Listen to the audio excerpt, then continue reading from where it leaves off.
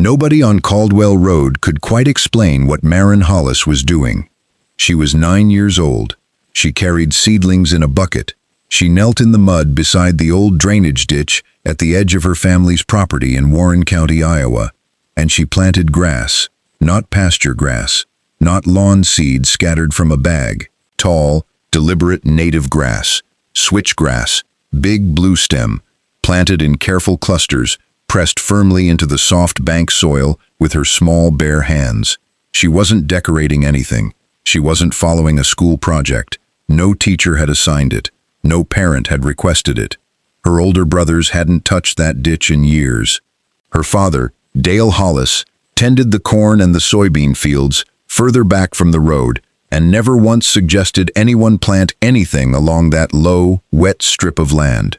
Yet every Saturday morning, rain or shine, Maren came back to that ditch. She brought more seedlings.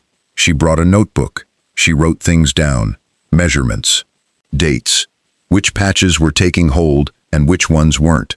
Their neighbors, the Brannigan family 2 properties over, would slow down driving past. Eleanor Brannigan told her husband she thought the girl was trying to pretty up the ditch, give the old drainage line some character.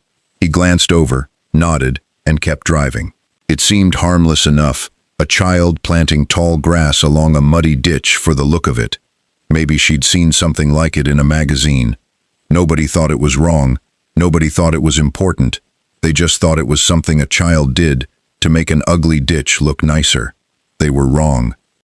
If you love true stories about ordinary people solving extraordinary problems on working farmland, subscribe. We'd love to know where in the world you're watching from. Drop your location in the comments. The Hollis family had farmed the same 280 acres in Warren County since Dale's grandfather broke ground there in 1938. Corn and soybeans in the main fields, a small herd of Black Angus cattle on the north pasture, a kitchen garden behind the house that Dale's wife, Suzanne, kept going through April frosts with sheer determination. Warren County sits in the south-central part of Iowa. The land rolls gently in most places, but along the lower edges of the Hollis property, the terrain flattens out toward a natural drainage corridor, a long, winding ditch that carried runoff from the fields down toward a creek half a mile east. Iowa receives an average of 35 inches of rain per year.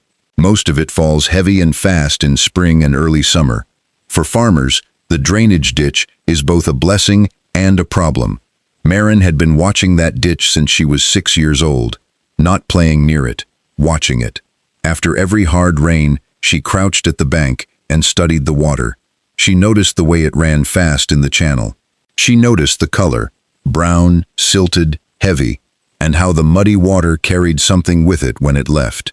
She noticed how the banks had grown lower and wider over the years, how the edges crumbled a little more each season. Her father called it normal. Ditches move, he told her once. Always have. Maren wrote that down too. The spring Maren turned 8. A wet April sent 2 inches of rain in 40 minutes across the county. The Hollis fields survived, but the ditch did not. A 20-foot section of the west bank collapsed.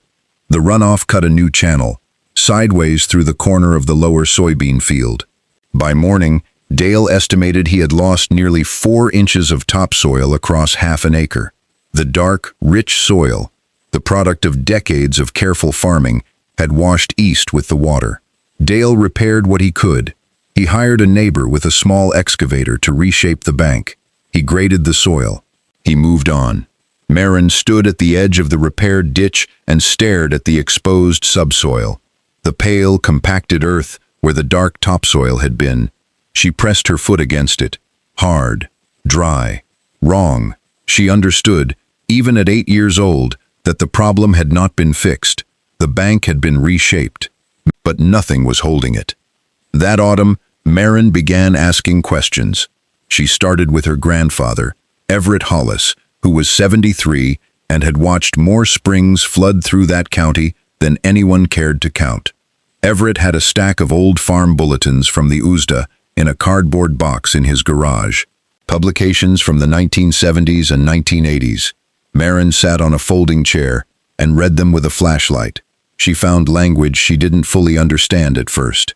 vegetative filter strips, riparian buffers, infiltration rates, sediment trapping efficiency.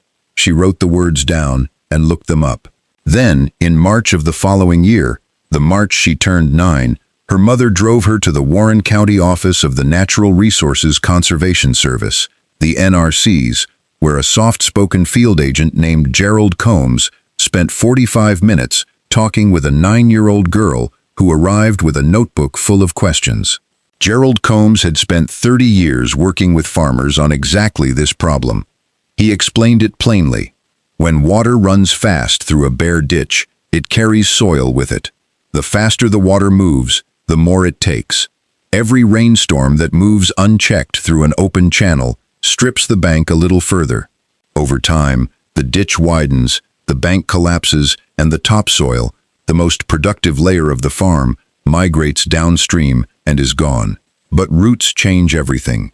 Deep-rooted native grasses, switchgrass in particular, send root systems 4, 5, sometimes 6 feet into the soil. Those roots hold the bank together like fingers gripping sand. They slow incoming water, they spread it, they force it to drop the sediment it's carrying before it can cut further into the channel. The grass above the soil acts as a filter. The roots below act as an anchor. It doesn't stop the flood, Gerald told her. It slows it down, and slowing water down is everything. Marin wrote every word. Before she left, Gerald mentioned that the NRCs ran a native plant program, reduced cost grass plugs for exactly this kind of conservation work. He said he would set some aside for her. She began planting that April. Switchgrass, big blue stem, eastern gamma grass along the wetter sections. The plugs came from the NRC's program Gerald had described. She paid for part of them with money she had saved from helping her grandmother at the farm stand the previous summer. The work was harder than she expected. The bank soil was dense and waterlogged in places. Her hands blistered within the first hour. She planted before school on weekday mornings and spent full Saturdays kneeling along the bank, pressing seedlings in by hand, tamping the soil down around each one with a stick. Her brothers offered to help once. She accepted. They lasted 40 minutes. Neighbors continued to drive past. Eleanor Brannigan would glance over and smile, still certain the girl was just trying to make the ditch look presentable. A few others said the same to Dale when they ran into him in town. "That daughter of yours sure loves to pretty things up." Dale would nod and say she was doing a project. He didn't interfere. He had noticed the notebook. Not everything held. A dry stretch in July baked the upper bank, and a third of the switchgrass seedlings went thin and yellow.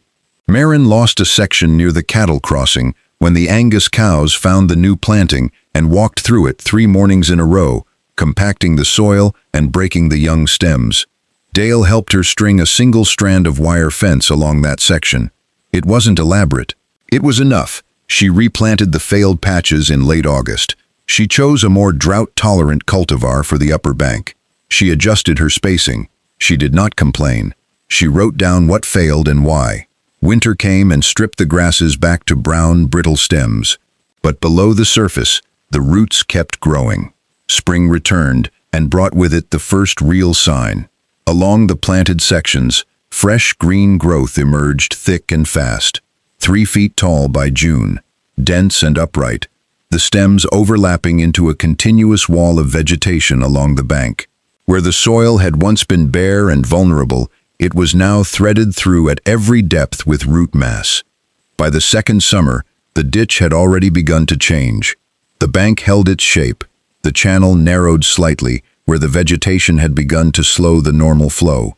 Even in moderate rains, the water that ran through the Hollis ditch emerged at the east end noticeably clearer than it had in years. Less brown, less heavy. Gerald Combs drove out that August to have a look. He stood at the bank for a long time without saying anything. Then he asked Marin if she would be willing to speak at a county conservation meeting that coming October. She said she would. She did. She stood at the front of a meeting room in Indianola with her notebook and answered every question put to her. Gerald introduced her as the youngest conservation farmer he had ever worked with. She corrected him. She said she was just someone who had watched the water long enough. The following May, Marin's third spring of planting, the roots now running deep and established across the full length of the ditch, brought a weather system nobody in the county had seen in 30 years.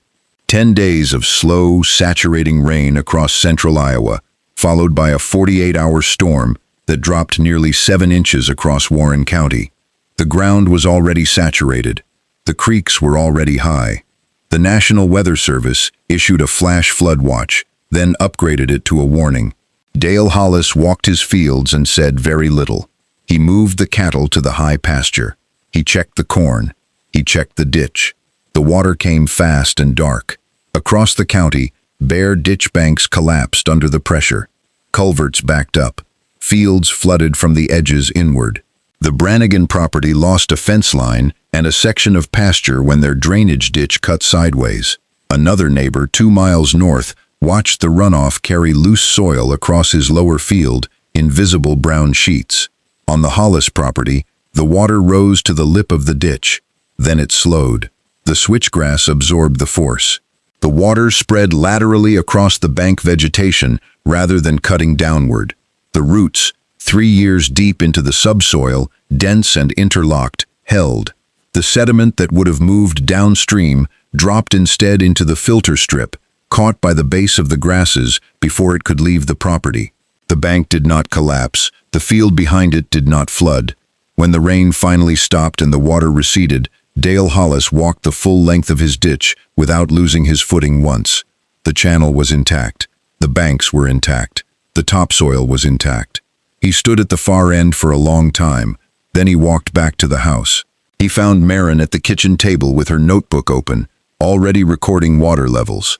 He sat down across from her. "I should have asked sooner what you were doing out there," he said. She looked up. "Now you know," she said. That was enough for both of them. The Brannigans came over 4 days after the flood, not to complain, to ask. Eleanor Brannigan stood at the edge of the ditch and looked at the grass, still standing, still green, still holding, and said quietly that she had assumed all along it was just for decoration. Marin walked them the full length of the bank and explained what she had done and why. She explained root depth. She explained how water velocity increases in a bare channel and how vegetation reduces that velocity by creating friction, forcing the water to slow, to spread, to release what it's carrying before it can cut further into the soil. She explained that stopping a flood was impossible, but changing how water moves through a landscape was not. Healthy soil absorbs more than bare soil, she told them. Roots hold what rain tries to take. She was 12 years old. By the following spring, 3 neighboring properties had installed vegetative filter strips along their own drainage ditches.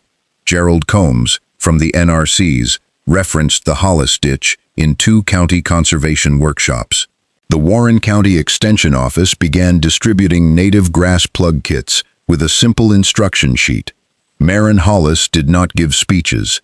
She answered questions when asked, and then she helped 2 neighboring families select the right grass varieties for their specific bank conditions. She kept her notebook. The greatest harvest from those 280 acres that year wasn't corn, it wasn't soybeans. It was the soil, still sitting exactly where it had always been, dark, deep, and present, because a quiet child had watched the water long enough to understand what it was taking, and then decided to do something about it.